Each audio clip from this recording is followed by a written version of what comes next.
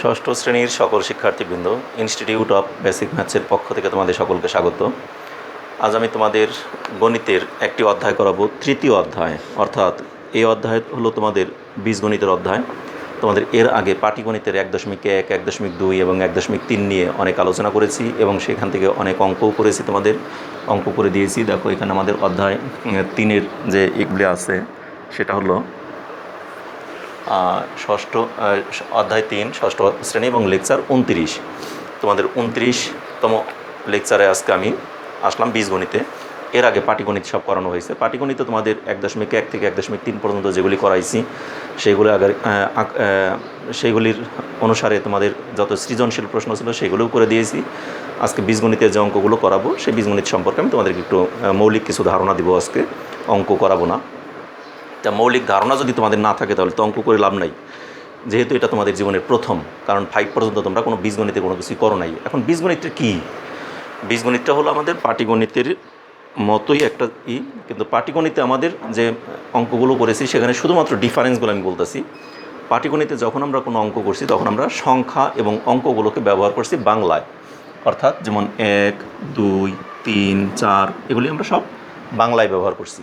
কিন্তু বীজগণিতে আমরা এই অঙ্কগুলোকে কোথাও বাংলায় ব্যবহার করবো না, সবগুলোকে ব্যবহার করব ইংলিশে। অর্থাৎ 1, 2, 3, 4 এইভাবে একটা ডিফারেন্স গেল। আবার পাটিগণিতের ক্ষেত্রে সিমিলারিটি আর একটা দেখাই। পাটিগণিতের ক্ষেত্রে যেমন আমরা মাঝখানে কোনো অঙ্কে আমরা কথা যেগুলি লিখছি, যত কথা লিখছি সেগুলি আমরা সব বাংলায় লিখছি। আর বীজগণিতের ক্ষেত্রেও আমরা সমস্ত কথাগুলো বাংলায় লিখব, এখানে কোনো ইংলিশে লিখব না। যেহেতু আমরা বাংলা ভার্সনের ক্লাসগুলো নিচ্ছি, অতএব আমরা বাংলা ভার্সনে বাংলায় লিখব। শুধুমাত্র এই লেটার না কি আমাদের এই নাম্বারগুলো, শুধুমাত্র নাম্বার বা এখানে সংখ্যা যেগুলি আছে আমরা বাংলায় বলি সংখ্যা, ইংলিশে নাম্বার, তাহলে নাম্বারগুলো শুধুমাত্র আমরা ইংলিশে লিখব। শুধু এটুকুই আমাদের ডিফারেন্স। কথা যা আছে সব বাংলায় লিখে যাব, পাটিগণিতের মতোই। এবার বীজগণিতে আরেকটা ডিফারেন্স হলো, আমরা যখন কোনো একটা অঙ্ক পাটিগণিতে করছি তখন আমরা ধরি এই সংখ্যাটি ক, এরকম ক খ ধরে আমরা অঙ্ক করছি না অনেক, লেখচিত্র বা বিভিন্ন কিছুতে আমরা কিন্তু ক খ ধরে অঙ্ক করে দেখাইছি। কিন্তু এখানে আমরা ক খ এর কোনো কিছু ধরবো না। কোনো কিছু ধরতে হলে আমরা ইংলিশ লেটার দিয়ে ধরবো। অর্থাৎ ABC, এ থেকে জেড পর্যন্ত এই লেটারে যে কোনো লেটার দিয়ে ধরবো। তবে এ থেকে জেড পর্যন্ত যে লেটারগুলো আছে সেই লেটারগুলোর মধ্যে সাধারণত সবচেয়ে বেশি বীজগণিতে ব্যবহৃত লেটার হলো কোনটা? বীজগণিতে যে 26টা লেটার আছে আমাদের ইংলিশে, সেই 26টা লেটার মধ্যে মেইনলি আমাদের যে লেটারগুলো বেশি ব্যবহৃত হয় বীজগণিতে সেগুলি আমি বলি ABC।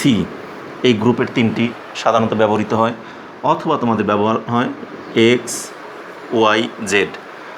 এই 6টাই সবচেয়ে বেশি ব্যবহার হয়। তবে কিছু কিছু ক্ষেত্রে এই 6টা ছাড়া অন্যগুলো ব্যবহার হয়। যেমন তোমাদের L, M, N ব্যবহার হয় কখনো কখনো, আবার কখনো কখনো P, Q, R এগুলো ব্যবহার হয়। এখন এই 12টা হলো সবচেয়ে বেশি ব্যবহৃত হয় আমাদের বীজগণিতে। তবে এখানে যেহেতু লেটার আছে আমাদের 26টি, আমি 26টির যে কোনোটিকে ব্যবহার করতে পারি। যদি পরীক্ষাতে আমাদের অন্য কোনো লেটার দিয়ে দেয়, আমাকে সেই লেটার ধরিয়ে অঙ্ক করতে হবে। এই জন্য তোমাদের যেটা দিবে সেটা দিয়েই করতে হবে। যে সবগুলো যে কোনোটাই দিতে পারে, তবে আমি বলছি সবচেয়ে বেশি ব্যবহৃত হয়, সবচেয়ে বেশি ব্যবহার করা হয় সাধারণত ABC আর XYZ। তোমরা অঙ্ক করবা যখন, তখন দেখবে ABC আর XYZ দিয়েই সব অঙ্কগুলি করছে। এছাড়া তোমাদের কখনো কখনো এইটা এবং এটা দিয়েও ব্যবহার হয়। এগুলো ছাড়াও আবার কখনো কখনো অন্য কিছু দিয়েও ব্যবহার হতে পারে। অর্থাৎ ইংলিশের 26টি লেটারে যে কোনো লেটার দিয়ে সাধারণত আমাদের অঙ্কগুলো করা হয় বেশি। তাহলে আমরা ডিফারেন্সের মধ্যে শুধুমাত্র কয়েকটা জিনিস জানলাম, সেটা হলো অঙ্কগুলো বা সংখ্যাগুলো এখানে আমরা লিখব ইংলিশে, বীজগণিতে এসে পাটিগণিতে লিখছি আমরা বাংলায়। আর ক খ বা সরাসরি এগুলি দিয়ে আমরা পাটিগণিতে অঙ্কগুলো করছি, কিন্তু এখানে করবো ABCD দিয়ে। আরেকটা জিনিস, আমরা পাটিগণিতে যে কাজগুলো করছি এখানে তাই করব, সেটা হলো যোগ বিয়োগের ক্ষেত্রে। যেমন যোগের ইংলিশটা কি? অ্যাডিশন। আর মাইনাসের যেমন আমরা সাবস্ট্রাকশন। তাহলে এখানে যোগ আর বিয়োগ সেই জিনিসগুলোকে আমরা ইংলিশে এখানে এসে করব কি, ওই এডিশন হিসাবে না দিয়ে বা সাবস্ট্রাকশন, এই কথাগুলো আমরা বারবার উচ্চারণ না করে, যেমন বলি আমরা বলে আসছিলাম যেমন 5 যোগ 2 = 7। তার আমরা এখানে কী বলছিলাম? 5 যোগ 2 = 7, তাই না? অথবা এখানে দিলাম আমরা 4 যোগ 2 = 6, যেটাই বলি না কেন, এগুলো তো আমরা পাটিগণিতে বলে আসছি। কিন্তু এখন আমরা এটাকে বলবো, মনে করো 4 + 2 = 6। ইকুয়াল টু মানে সমান সমান সমান, এই জন্য এটাকে ইকুয়াল টু বলতে পারি অথবা ইকুয়ালস বলতে পারি, মানে 4 + 2 = 6। তার মানে এখানে এটাকে আমরা পড়ার সময়ও আমরা ইংলিশেই পড়বো, বাংলায় আর পড়বো না। আর এই যে এখানে চিহ্নটা, এই চিহ্নটা কিন্তু একই রয়ে গেল, তাই না? কিন্তু উচ্চারণটা আমাদের ভিন্ন, শুধু এখানে সমান সমান একই রয়ে গেল, শুধু উচ্চারণটা আমাদের ভিন্ন হয়ে গেছে। এখানে বলছি আমরা যোগ, আর এখানে বলবো আমরা পড়ার সময় প্লাস। শুধু ডিফারেন্সগুলো আমি তোমাদেরকে দেখিয়ে যাচ্ছি। এটাকে আমরা বলছি সমান সমান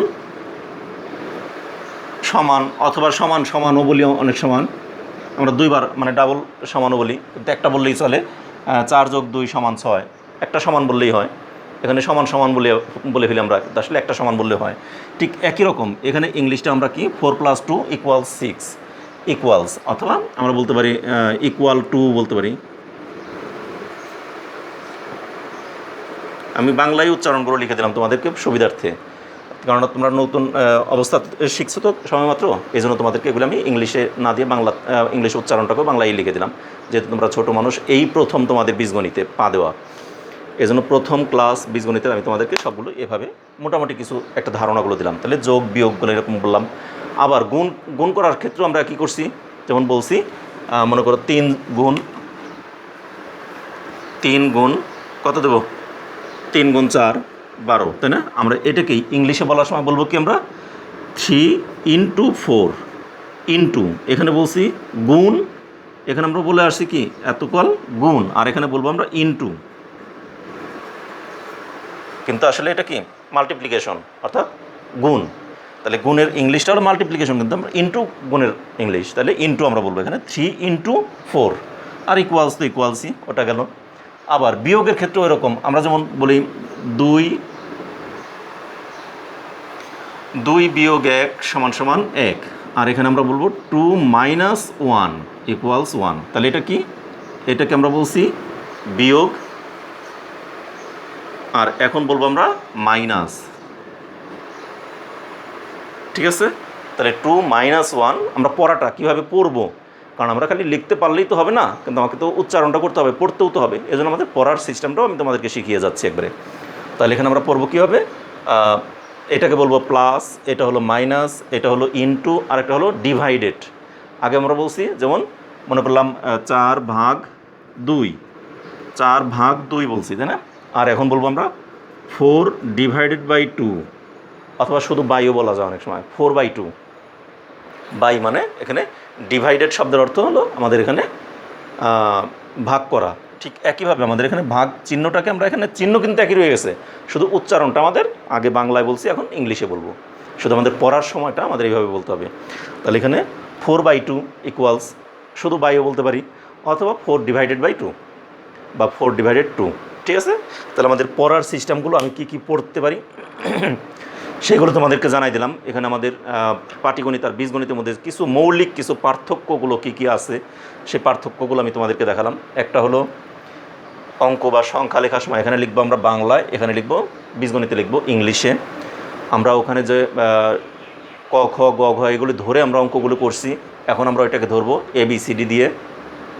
একই ক্ষেত্রে আমাদের যোগের ক্ষেত্রে আমরা লিখবো সেই যোগ চিহ্নটাই, চিহ্ন কিন্তু আমাদের সেই 4টাই রয়ে গেছে, চিহ্নের কোনো চেঞ্জ নাই। তাহলে সেই চিহ্নগুলোকে আগে আমরা পড়ার সময় পড়ছি বাংলায়, এখন পড়ার সময় পড়বো ইংলিশে। তার মানে 4 + 2, আর এখানে মাইনাস 2 - 1, এটা মাইনাস মানে বিয়োগ। আবার গুণের ক্ষেত্রে আমরা পড়ার সময় আগে বলছি 3 × 4, আর এখন পড়বো 3 × 4। আর এখানে ভাগের সময় আমরা পড়ছি কি 4/2, আর এখন পড়বো আমরা 4/2 অথবা 4/2। তাহলে এভাবে আমাদের পড়ার যে মৌলিক যে পার্থক্যগুলো সেগুলোকে তোমাদের আমি দেখাই দিলাম। এবার বীজগণিতে আমাদের আরেকটা জিনিস সেখানে আমরা করবো, সেটা বীজগণিতে না খালি, সেটা বীজগণিত পাটিগণিত সব জায়গাতেই কাজে লাগে। কিন্তু আমরা যখন এই চ্যাপ্টারে এখন আমরা আসছি, তৃতীয় অধ্যায়ে আমরা পড়ব। এই তৃতীয় অধ্যায়ে একটা কথা হলো, আমাদের চ্যাপ্টারের নামই হলো পূর্ণ সংখ্যা। কারণ পূর্ণ সংখ্যা এটা কিন্তু আমাদের পাটিগণিতেও থাকতে পারে, বীজগণিতেও থাকতে পারে, দুই জায়গাতেই থাকতে পারে। তাহলে এখন পূর্ণ সংখ্যা দ্বারা কী বোঝানো হয়, পূর্ণ সংখ্যা কথাটা কী? এখানে পূর্ণ সংখ্যা হলো অপূর্ণ নয়, মানে এখানে আমাদের পূর্ণ হয়ে গেছে, অর্থাৎ সেটা হলো কি তোমার কোনো ভগ্নাংশ নয়, সেটা হতে পারে তোমার সাধারণ ভগ্নাংশও নয়, আবার দশমিক ভগ্নাংশও নয়, এটা একেবারেই পূর্ণ সংখ্যা। যেমন এই পূর্ণ সংখ্যাটা কি সেই জিনিসটাকে তোমাদের একটু বোঝাই। পূর্ণ সংখ্যা হলো যেমন 1 2 3 4 এগুলি সবগুলি এই যে 1 2 3 4 অথবা 1 2 3 4 এরকম আপ টু ইনফিনিটি পর্যন্ত, এটাকে বলে ইনফিনিটি মানে অসীম। এগুলি সবই কিন্তু কি পূর্ণ সংখ্যা, ঠিক আছে। তাহলে এই পূর্ণ সংখ্যাটা আমাদের এগুলিকে বলা হয় কি সবগুলোই কিন্তু দৃশ্যমান। কোনো বললাম একটি কলম, এটাকে দেখা যায় না, 2টি কলম দেখা যায়, 10টি আপেল দেখা যায়। তাহলে 1 থেকে ইনফিনিটি পর্যন্ত যে কোনো সংখ্যা যদি আমরা বলি সবগুলোই দৃশ্যমান মানে দেখা যায়, তাহলে এগুলিকে বলা হয় আমাদের ধনাত্মক পূর্ণ সংখ্যা। আর যে সংখ্যাগুলোকে দেখা যায় না এমনও তো সংখ্যা হতে পারে, তাহলে এরকম সংখ্যা কি কি আছে যা দেখা যায় না কিন্তু অনুমান করে নেওয়া যায়, দেখা যায় না কিন্তু বোঝা যায় বা অনুমান করা যায়, সেই জিনিসগুলোকে বলা হয় কি ঋণাত্মক সংখ্যা। যেমন কি কি আছে, -1, -2, -3, -4 এরকমও আমাদের ইনফিনিটি পর্যন্ত আমাদের -ইনফিনিটি পর্যন্ত হতে পারে। তাহলে এই যে আমাদের সংখ্যাগুলো এগুলোকে বলা হয় কি এগুলোও কিন্তু পূর্ণ সংখ্যাই। কোনোটার মধ্যে কি আমাদের দশমিক আছে বা কোনো ভগ্নাংশ আছে? নাই। ভগ্নাংশ মানে কি, যেমন উপরের 2 নিচে 3 এটা কি একটা ভগ্ন অংশ না, মানে একটা সংখ্যার ভগ্ন মানে ভাঙ্গা অংশ, এটাকে বলা হয় ভগ্নাংশ। তাহলে সেরকম তো নাই, এগুলো তো পূর্ণই আছে, সবগুলো একটা পূর্ণ সংখ্যাই, কিন্তু এটাকে বলবো আমরা ধনাত্মক পূর্ণ সংখ্যা। এই পূর্ণ সংখ্যাটা হলো ধনাত্মক, ঠিক আছে। আর এই পূর্ণ সংখ্যাটার নাম হলো ঋণাত্মক।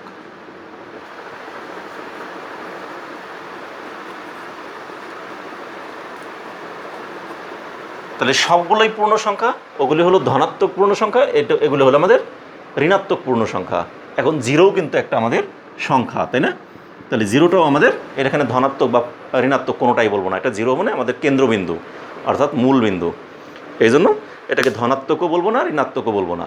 জিরো থেকে আমাদের যত বেশির দিকে যাব, জিরোর চেয়ে বেশি কি 1 2 3 4 এগুলি হলো সব ধনাত্মক সংখ্যা, জিরোর চেয়ে যত কম হবে সেগুলিকে আমরা বলবো ঋণাত্মক সংখ্যা, ঋণাত্মক পূর্ণ সংখ্যা। এখন তাহলে আমরা বললাম জিরোর চেয়ে কম কোন সংখ্যাটা, তাহলে যে -1 -2 -3 -4 মাইনাসের যে কোনো জিনিস মাইনাসের সবগুলোই জিরোর চেয়ে কম। অর্থাৎ তাহলে এতদিন আমরা পাটিগণিতে শিখে আসছি শুধুমাত্র জিরো অর্থাৎ শূন্য, শূন্য থেকে তার উপরের সংখ্যাগুলো শিখে আসছি। কিন্তু বীজগণিতে এখানে এসে আমরা আরেকটা নতুন জিনিস শিখলাম কি, শূন্যর চেয়েও ছোট কোনো সংখ্যা আছে। শূন্যর চেয়ে ছোট যে সংখ্যাগুলো সেগুলোকে বলা হয় মাইনাস অর্থাৎ ঋণাত্মক সংখ্যা। এখন এই ঋণাত্মক সংখ্যা ধনাত্মক সংখ্যা এগুলি সম্পর্কে আরও বিস্তারিত আমি জানবো। আজকে তোমাদের আমি প্রথম ক্লাস শুধুমাত্র কিছু মৌলিক আলোচনাগুলো করলাম, এবং এইগুলি তোমরা এই যে দাগাদাগি করলাম আমি দাগাদাগিগুলো সবগুলি তোমাদের এখানে বোর্ডে রেখে দিলাম, তোমরা এটাকেই একটা স্ক্রিনশট দিয়ে রাখতে পারো, রেখে দিয়ে এখান থেকে আমি কী কী করলাম এগুলো দেখে দেখে তুমি বুঝতে পারবা যে আমি কী আসলে কোথায় কী বুঝাইছি। সবগুলোই কিন্তু এখানে আছে, সবগুলোকেই এখানে বোঝানো হয়েছে। আমরা পাটিগণিতে কী করছি, ক খ এগুলিকে এখানে দিলাম ABCD, আর পাটিগণিতে করছি ক খ গ এগুলি ধরে অঙ্কগুলো করছি, আর এখানে করলাম বীজগণিতে করলাম এগুলি ধরে। এখানে বিয়োগটাকে বিয়োগ মাইনাস, এখানে যোগটাকে আমরা কি যোগ প্লাস, তারপরে এখানে গুণটাকে গুণ, এখানে ইনটু, ভাগটাকে এখানে কি বলছি আমরা আগে বলছিলাম ভাগ, আর এখানে বললাম ডিভাইডেড,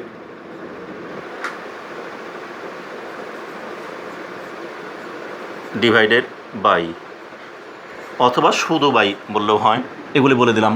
আবার এইগুলিকে বলা হয় কি পূর্ণ সংখ্যা কিন্তু ধনাত্মক পূর্ণ সংখ্যা, আর এইগুলিকে বলা হয় ঋণাত্মক পূর্ণ সংখ্যা। ধনাত্মক মানে কি পজিটিভ, আমরা পজিটিভ চিন্তা করি যেটা, অর্থাৎ যেগুলো আমাদের দেখা যায়, আর নেগেটিভ মানে নাই অদৃশ্য, অর্থাৎ সেই অদৃশ্য সংখ্যাগুলোকে অর্থাৎ জিরোর চেয়ে অর্থাৎ শূন্যর চেয়েও যে ছোটো সংখ্যা সেগুলোকে বলা হয় ঋণাত্মক পূর্ণ সংখ্যা। তাহলে এই যে বিষয়গুলো নিয়ে আমি মোটামুটি একটা আলোচনা তোমাদের আজকে প্রথম ক্লাসটা করে গেলাম। এর পরবর্তী ক্লাসে তোমাদের এখান থেকে আমি চিত্রের সাহায্যে ধনাত্মক পূর্ণ সংখ্যা ঋণাত্মক পূর্ণ সংখ্যার কীভাবে আমরা এগুলি যে শূন্যর চেয়ে ছোটো কীভাবে, সেই জিনিসগুলো আমি একটা চিত্রের সাহায্যে বিভিন্নভাবে এগুলি নিয়ে আমি আলোচনা করব পরবর্তী ক্লাসে। আজ তোমাদের এই পর্যন্তই, সে পর্যন্ত তোমরা সকলে ভালো থেকো, সুস্থ থেকো এবং নিরাপদে থেকো, এবং আমাদের চ্যানেলের সাথে থেকো। আমাদের চ্যানেলের প্রতিটি ক্লাসকে আমি ছোট্ট ছোট্ট ক্লাস নেই, প্রতিটি ক্লাসকে তোমরা অনুসরণ করো এবং প্রতিটি ক্লাসকে তোমরা সুন্দর মতো করে দেখবে বুঝবে, তাহলে তোমরা অবশ্যই কোথাও কোনো গণিতের কোনো সমস্যায় পড়বে না আশা করি। তা ঠিক আছে। আর আমাদের চ্যানেলের পড়াগুলো, আমার পড়ানোগুলো যদি তোমার ভালো লেগে থাকে তাহলে অবশ্যই আমাদের পড়া দেখার পর একটা লাইক দিবে, এবং যদি কমেন্টস থাকে সেই কমেন্টসও করতে পারো। একই সাথে যারা এখনও পর্যন্ত কোনো সাবস্ক্রাইব করোনি চ্যানেলটাকে, তাকে সাবস্ক্রাইব করবে এবং তোমাদের বন্ধুবান্ধব সবার সাথে শেয়ার করবে। ধন্যবাদ সকলকে।